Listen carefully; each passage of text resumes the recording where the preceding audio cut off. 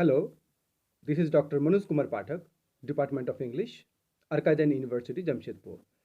Now, this video is for the students of BCA who will be appearing for the end semester examinations.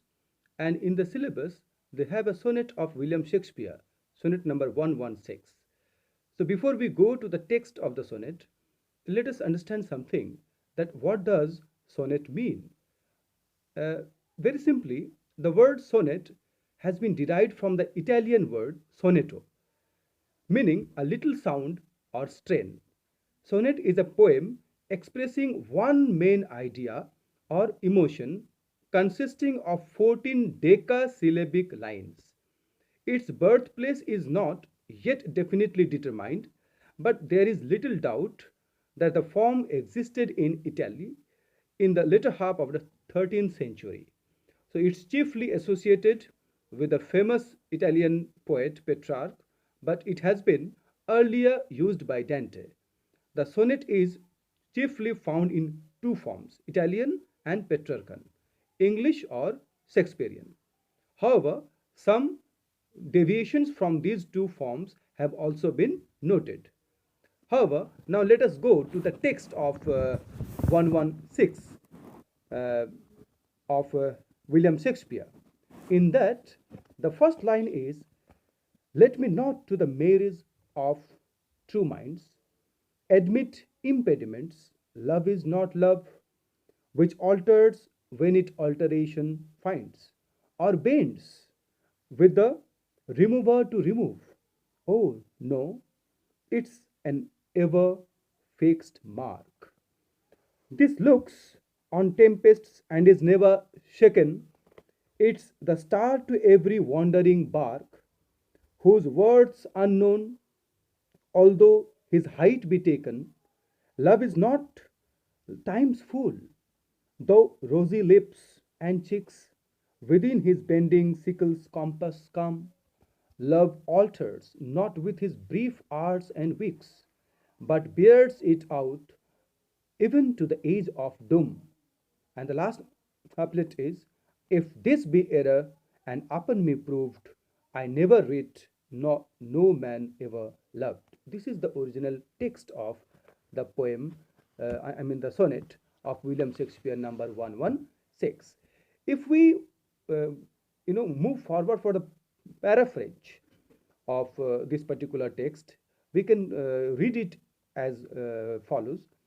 I hope I may never acknowledge any reason why minds that truly love each other shouldn't be joined together. Love isn't really love if it changes when it sees the beloved change, or if it disappears when the beloved leaves. Oh no, love is a constant and unchanging light that shines on storms without being shaken. It's the star that guides every wandering boat.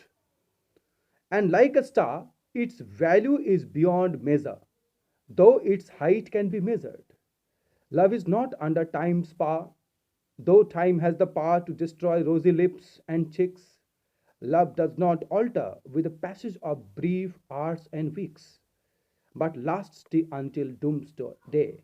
If I am wrong about this time, and can be proven wrong, I never wrote and no man ever loved.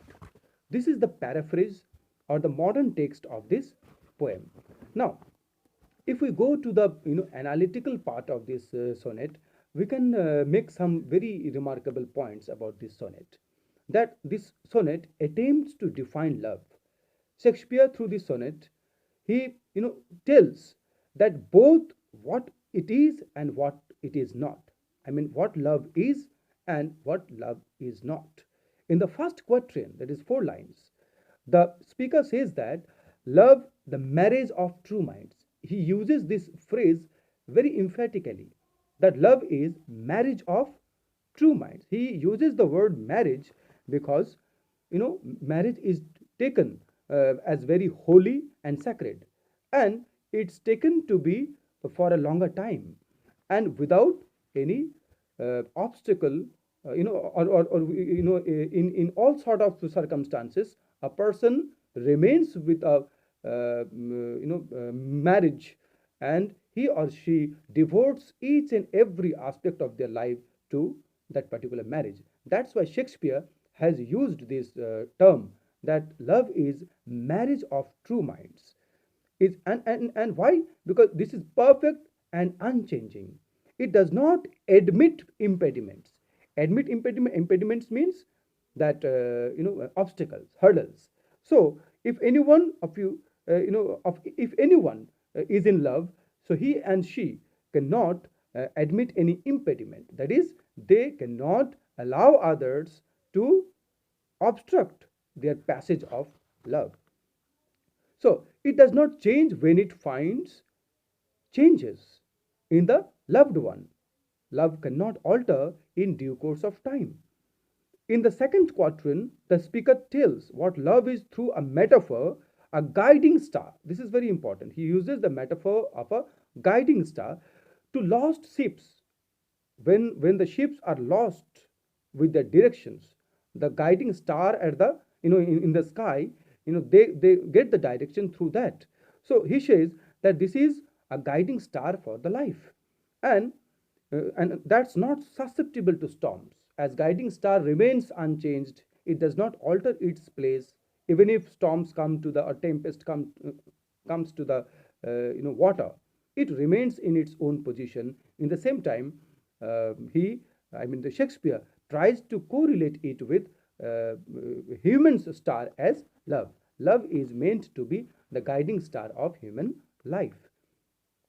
So, though beauty fades in time, he further says that though beauty fades, in time, as rosy lips and cheeks come within, he is bending sickle's compass. Means in due course of time, or as a person goes, aging, beauty fades, but love does not change with hours and weeks. It remains constant. Instead, it bears it out even to the age of doom. Means it remains with the concerned persons till the doomsday, that is death. In the couplet, the last two lines, what he says, that if the speaker attests to his certainty that love is, as he says, if his statements can be proved to be error, he declares he must never have written a word, and no man can ever have been in love. Means the poet is quite adamant and confident that he has conveyed the right message to the persons, that if this is not the definition or explanation of love, then no one ever loved, or he never wrote anything in his life. So he means here the poet concerned, William Shakespeare. So in that case, it should be also be taken for granted that no man ever loved truly, if this is not the definition of love as conveyed by William Shakespeare. This is a very fine sonnet, widely read, and Shakespeare admits his wanderings, but his love is fixed above all the errors and trials of man's life. He says that we commit so many mistakes in life, we keep on, our circumstances change, our situations change, but our love remains ever fixed in our life. He says that his love was to him the inmost center and farthest aim of all things. He takes it as very important aspect of life, and he never allows love to be faded or to be mistaken.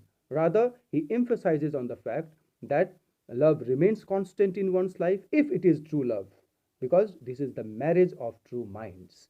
Means love requires truthfulness, it requires stagnance, it requires a sense of devotion which remains constant at any situation and in any circumstance. This is what, in short, we can analyze or describe regarding the Sonnet 116 of Shakespeare. Thank you.